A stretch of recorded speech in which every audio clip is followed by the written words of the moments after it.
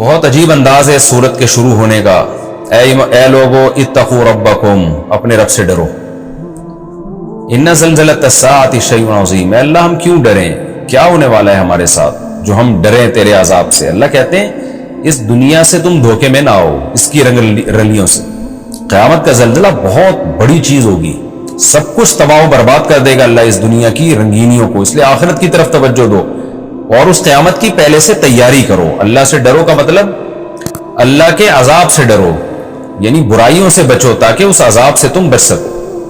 پھر آگے اللہ قیامت کی ہولناکیاں ذکر کرتے ہیں. یوم ترونہا، اے مخاطب جس دن تو زلزلے کو دیکھے گا. تذہل کل مرضعۃ عما ارضعت.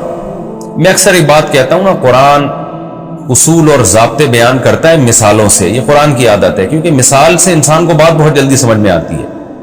تو قرآن ایک اصول اور ضابطہ بیان کر رہا ہے کہ قیامت کا زلزلہ اتنا ہولناک ہوگا کہ انسان کو ہر چیز سے غافل کر دے گا، ہر چیز سے غافل. تو اس غفلت کی اللہ نے مثال دی ہے کہ دنیا میں سب سے زیادہ محبت سمجھی جاتی ہے کہ ماں اپنے دودھ پیتے بچے سے کرتی ہے. جب وہ اس کو شفقت سے گود میں اٹھاتی ہے، بچہ فیڈ کر رہا ہوتا ہے تو ماں کی آنکھوں کا تارا ہوتا ہے. ویسے بھی ماں اپنے بچے کو کبھی نہیں بھولتی، کچھ بھی ہو جائے. وہ بچہ جو دودھ پیتا بچہ ہو، معصوم بچہ، اس کو کبھی نہیں بھولتی. ان کی مثالیں دی جاتی ہیں محبت کی کہ کیسا ہی غم کیوں نہ ہو، ماں کبھی اپنے بچے کو گود سے پھینکتی نہیں. لیکن اللہ کہتے ہیں وہ دودھ پیتا بچہ جو ماں کی گود میں ہوگا، اس قیامت کی ہولناکیوں سے ماں پر ایسا خوف ہوگا کہ ہر دودھ پلانے والی، چاہے وہ انسانوں میں ہو جانوروں میں ہو، وہ غافل ہو جائے گی عما ارضعت، اس بچے سے جس کو وہ دودھ پلا رہی ہے. وَتَضَعُ كُلُّ ذَاتِ حَمْلٍ حَمْلَهَا. اور جو حمل والی عورت ہوگی وہ اس زلزلے کے خوف سے حمل کو ضائع کر دے گی، گرا دے گی. یہ بھی ہوتا ہے کہ جب عورت پہ بہت زیادہ کوئی خوف آ جاتا ہے تو حمل ضائع ہو جاتا ہے. وَتَرَى النَّاسَ سُكَارَى. اور اے مخاطب تو لوگوں کو دیکھے گا نشے میں مدہوش، دماغ کام نہیں کر رہا ہوتا نا، تو وہ نشے میں ہوتا ہے. وَمَا هُمْ بِسُكَارَى، حالانکہ وہ نشے میں نہیں ہوں گے. وَلَكِنَّ عَذَابَ اللَّهِ شَدِيد، لیکن اللہ کا عذاب بہت سخت ہوگا. اتنا سخت عذاب ہوگا کہ لوگوں کے ہوش اڑا دے گا. وَمِنَ النَّاسِ مَن يُجَادِلُ فِي اللَّهِ. کون سی چیز ہے جو ہمارے دل میں اللہ کا ڈر نہیں پیدا ہونے دیتی؟ یہی ہے کہ ہمیں آخرت کا خوف نہیں ہے، ہم قیامت کی ہولناکیوں کو مانتے نہیں ہیں. بار بار ایک ہی چیز کو ہم لے کے بیٹھے رہتے ہیں کہ بھائی ہم جب مر کے ختم ہو گئے اور مٹی ہو گئے تو کون سا دوبارہ اس کائنات میں ایسا دھماکہ ہوگا کہ ہم سب ایک دھماکے کے ساتھ قبروں سے اٹھ کھڑے ہوں گے. اس لیے اللہ نے فرمایا کہ کچھ لوگ جب جب یہ آیات آتی ہیں تو مشرکین میں اور کافروں میں، ملحدوں میں، ایتھیس لوگوں میں ایسے لوگ ہیں جو بغیر دلیل کے الزامات لگانا شروع کر دیتے ہیں. یعنی ان کے پاس کوئی ہدایت نہیں ہے، کوئی ان کے پاس ان کے دعوے کے برحق ہونے کی کوئی دلیل نہیں ہے، بلکہ ان کے دعوے کے غلط ہونے کی دلیل ہے. اس کے باوجود وہ دعویٰ کرتے ہیں اور اللہ کے بارے میں جھگڑتے ہیں. وہ کیا جھگڑا کرتے ہیں؟ وَمِنَ النَّاسِ، لوگوں میں ایسے لوگ بھی ہیں، مَن يُجَادِلُ فِي اللَّهِ، جو اللہ کے بارے میں جھگڑتے ہیں. یعنی اللہ کے بارے میں کیا مطلب؟ کہ اللہ کی باتوں کے بارے میں اللہ جو کچھ کہہ رہا ہے اس کو مانتے نہیں ہیں. بغیر علم، بغیر دلیل کے. یعنی یہ کوئی دلیل تو نہیں ہوئی نا کہ جب مٹی ہو جائیں گے تو کون زندہ کرے گا، تو یہ کوئی دلیل تو نہ ہوئی نا. وَيَتَّبِعُ، اور وہ اتباع کر رہے ہوتے ہیں، کُلَّ شیطان، ہر شیطان، مرید مردود شیطان، سرکش شیطان، جو ویسے ہی خدا کا باغی ہے. یہ شیطان ان کے دل میں وسوسے ڈالتا ہے اور یہ اسی شیطان کو فالو کر رہے ہوتے ہیں خواہشات کے غلام بن کے. اللہ کہتے ہیں کُتِبَ عَلَیہِ، دیکھو شیطان کو فالو مت کرو. شیطان کے بارے میں یہ بات لکھ دی گئی ہے، انہو من تولاہ، کہ جو شیطان کو دوست بنائے گا، فانہو یضلہ، شیطان نے اس کو غلط ٹریک پر ہی چلانا ہے. ویہدیہ الی عذاب السعیر، اور شیطان بالآخر اس کو جہنم کا ایندھن بنا دے گا. تو اپنا فیوچر، اپنا مستقبل کیوں شیطان کی باتوں میں آ کے تباہ کر رہے ہو؟ پھر آگے اللہ سے ہم پوچھتے ہیں اللہ پھر تو بتا دے، تو یہ تو کہہ رہا ہے کہ جو آخرت کا منکر ہے اس کے پاس کوئی دلیل نہیں، تو تیرے دعووں کی تیرے پاس کیا دلیل ہے کہ تو دوبارہ زندہ کرے گا اور قیامت کی ہولناکیاں ہوں گی اور اس میں مردے زندہ ہوں گے؟ تو تیرے پاس کیا دلیل ہے اپنے دعوے کے برحق ہونے کی؟ آگے اللہ نے دلائل دیے، یا ایھا الناس، اے لوگو، ان کنتم فی ریب من البعث، اگر تم دوبارہ زندہ ہونے کے بارے میں شک میں ہو، فإنا خلقناکم من تراب، تو دیکھو ہم نے تمہیں مٹی سے پیدا کیا ہے. انسان کی ابتدا جو ہم کھانا کھاتے ہیں، ہم یا تو گوشت کھائیں گے یا سبزی کھائیں گے، تو یہ سب چیزیں مٹی سے بنتی ہیں. آپ زمین میں دیکھیں نہ گھاس کا تنکا ہے، نہ خربوزہ ہے، نہ تربوز ہے، نہ گندم ہے، ایک بیج ہوتا ہے اور گوبر مٹی پانی کے ملاپ سے وہ ہزاروں آم پیدا ہو جاتے ہیں، ہزاروں گندم پیدا ہو جاتے ہیں، گھاس پیدا ہوتی ہے، اس کو جانور کھاتے ہیں، اسی گھاس سے گوبر پیدا ہوتا ہے، اسی گوبر سے پھر زمین کی خوراک بنتی ہے، اور اسی گھاس سے دودھ پیدا ہوتا ہے، اسی گھاس سے گوشت پیدا ہوتا ہے۔ تو یہ مٹی ہے جس کو میں مختلف پروسیس سے گزار رہا ہوں۔ تو اللہ کہتے ہیں تم یہ چیزیں اپنی آنکھوں سے نہیں دیکھتے۔ ان کنتم فی ریب من البعث فإنا خلقناکم من تراب، ہم نے فرسٹ ٹائم پہلی مرتبہ، یعنی تمہارے پروسیس کی جو ابتدا ہے وہ مٹی سے ہوتی ہے، ثم من نطفہ، پھر اس کے بعد نطفے سے ہوتی ہے، یعنی اسی مٹی کو جب مرد کھاتا ہے اور عورت کھاتی ہے، یعنی جو مختلف شکلوں میں اللہ اس کو پھلوں میں بنا کے پھر اس سے سپم بنتے ہیں جس کو اللہ نطفہ کہہ رہا ہے، تو اسی مٹی سے پھر ہم تمہیں نطفے سے بناتے ہیں، ثم من علقہ، پھر ہم تمہیں جمے ہوئے خون سے بناتے ہیں۔ بلڈ آ جاتا ہے نا جب ماں کے پیٹ میں جاتے، جیسے آپ نے انڈے میں دیکھا ہوگا جو فرٹائل انڈا ہوتا ہے، رکھے اس میں بلڈ آنا شروع ہو جاتا ہے، بچہ بننے کا جب پہلا پروسیس ہے نا تو بلڈ بنتا ہے اس میں۔ ثم من علقہ، تو ہم پھر کیا کرتے ہیں،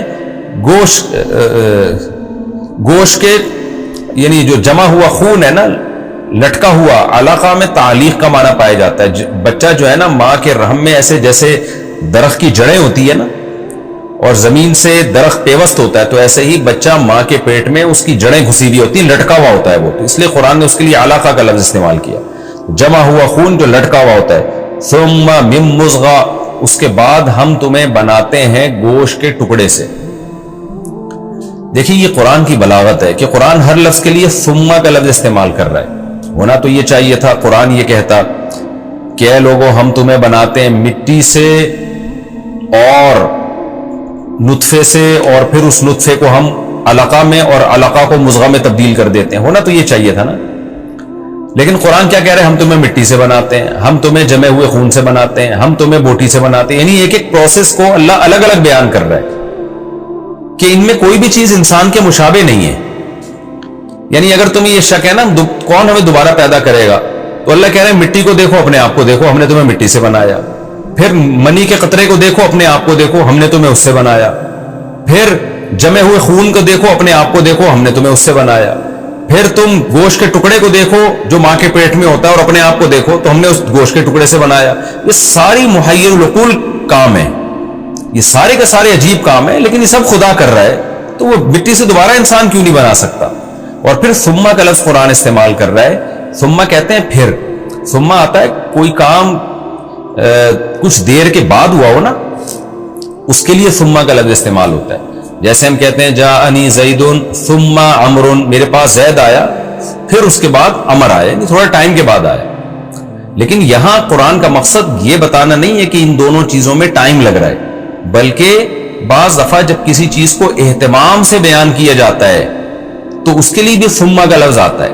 جیسے میں کہتا ہوں جاءنی زید، میرے پاس زید آیا، اب آپ کے ذہن میں ہوگا زید ہی آیا ہوگا، لیکن آپ کہتے ہیں ٹھہرو میں تمہیں ایک اور بات بتاؤں، ثم امر، پھر امر بھی آیا، تو اس امر کو آپ بڑے اہتمام سے بیان کر رہے ہیں، زید کے ساتھ ملا نہیں رہے، جاءنی زید و عمر، زید اور امر دونوں آ گئے، آپ اس کو الگ سے پروٹوکول دے رہے ہیں، تو اس کے لیے بھی ثم کا لفظ استعمال ہوتا ہے۔ یعنی گویا وہ آیا تو فوراً ہے، لیکن آپ کہہ رہے ہیں میں اس کو الگ سے بیان کروں گا، الگ سے تھوڑا ٹائم لگا کے بیان کروں گا میں اس کو، تو اہمیت دینے کے لیے بھی ثم کا لفظ استعمال ہوتا ہے۔ تو یہاں قرآن کہہ رہا ہے کہ ہم نے تمہیں بنایا مٹی سے، ہونا یہ چاہیے تھا، پھر قرآن کہتا ہے اور، یعنی واو کا لفظ لاتا، پھر ہم نے تمہیں نطفے سے اور علقہ سے اور مضغہ سے بنایا، لیکن ثم کا لفظ لا کے قرآن ہر پروسیس کو ایک الگ سے ویلیو دے رہا ہے کہ ہر پروسیس جو ہے اور ہر بننے کا عمل ایک الگ ہی خدا کی قدرت کی دلیل ہے۔ یہ تو سائنس نے دیکھ لیا تو مان لیا کہ ایسے بنتا ہے، ورنہ اگر نہ دیکھا ہوتا نا یہ پروسیس، دنیا کا کوئی سائنسدان نہیں مانتا کہ انسان ایسے بنا ہے۔ اور میں بار بار ایک بات کہتا ہوں کہ یہ جو بولتے ہیں نا کروڑوں اربوں سال میں جا کے ہم بنے ہیں، یہ جھوٹ بولتے ہیں، ہم 9 مہینے میں ماں کے پیٹ میں بنے، اس کی کوئی لاجک بیان کرو ہمارے سامنے کہ ایک پانی کے قطرے میں ایسے سافٹ ویئر کیسے انسٹال ہو گئے کہ 9 مہینے میں پورا بچہ بن کے نکل آیا، یہ تو کروڑوں سال میں نہیں ہو سکتا۔ یہ تو یہ کہتے ہیں کروڑوں سال میں انسان ایوالو ہو کے یہاں تک پہنچا ہے۔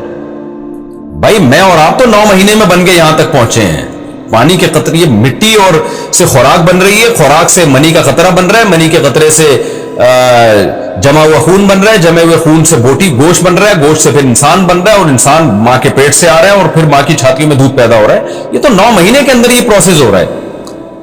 تو یہ بہت بڑی خدا کی قدرت کی دلیل ہے، خدا کے وجود کی اور اس بات کی کہ خدا ہر چیز پر قادر ہے۔ وہ اگر دعوے کر رہا ہے کہ میں پیدا کروں گا تو وہ پیدا کر کے چھوڑے گا، وہ ضائع نہیں کرے گا انسان کو۔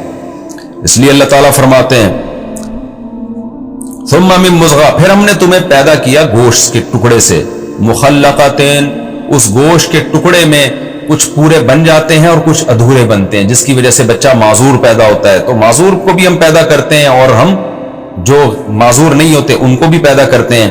یہ سارے کام ہم کیوں کر رہے ہیں؟ لِنُبَيِّنَ لَكُمْ، تاکہ ہم تمہارے لیے واضح کر دیں اپنی قدرت، اپنی طاقت، اپنا وجود۔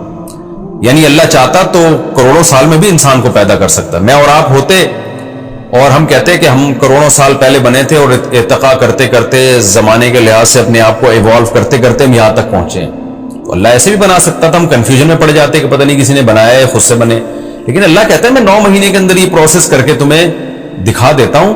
یہ سب کچھ اس لیے لِنُبَيِّنَ لَكُمْ، یہ ہم اپنے دعووں کی دلیل دینے کے لیے ہم نے یہ کیا ہے۔ کسی اور طریقے سے بھی انسان بن سکتا تھا، لیکن ہم تمہارے سامنے بنا رہے ہیں کہ دیکھو اس طریقے سے ٹھک ٹھک انسان بنتے چلے جا رہے ہیں۔ کیا عجیب انداز ہے خدا کا اور کیا عجیب قدرت ہے۔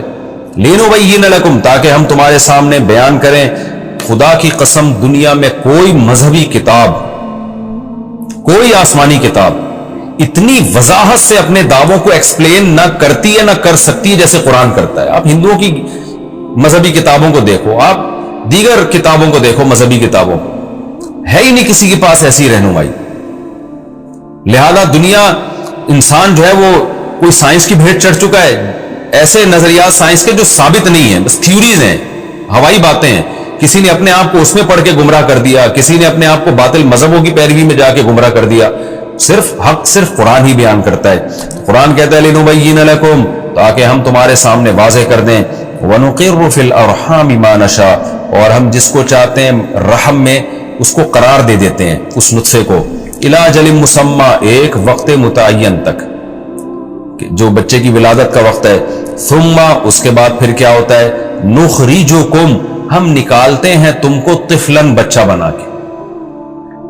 یعنی یہ کتنا عجیب پروسیس ہے۔ وہ کیا تھا اور نکل کیا رہا ہے؟ بالکل انسان بن کے، آنکھیں، ناک، کان، دل، دماغ، جگر، بچہ بنا کے نکالتے ہیں۔ ثم، پھر ابھی یہ قدرت ختم نہیں ہوئی ہے۔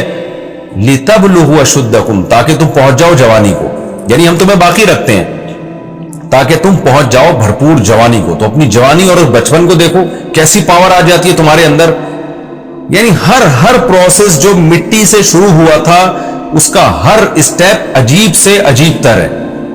پھر کیا ہوتا ہے؟ اللہ فرماتے ہیں 2 طرح کے اور لوگ بھی ہوتے ہیں، کچھ تو بھرپور جوانی کو پہنچتے ہیں اور اس میں مر جاتے ہیں، اور کچھ ایسے ہوتے ہیں جو جوانی سے پہلے ہی مر جاتے ہیں، اور کچھ ایسے ہوتے ہیں جن کو انتہائی بڑھاپے تک پہنچاتا ہوں۔ وَمِنْكُمْ مَن يُتَوَفَّى، کچھ ایسے جو مر جاتے ہیں، یعنی جوانی سے پہلے ہی مر جاتے ہیں۔ وَمِنْكُمْ مَن يُرَدُّ، اور تم میں سے کچھ ایسے ہیں جن کو لوٹایا جاتا ہے إِلَىٰ أَرْذَلِ الْعُمُرِ، عمر کے انتہائی رذیل حصے تک، انتہائی خستہ حصے تک۔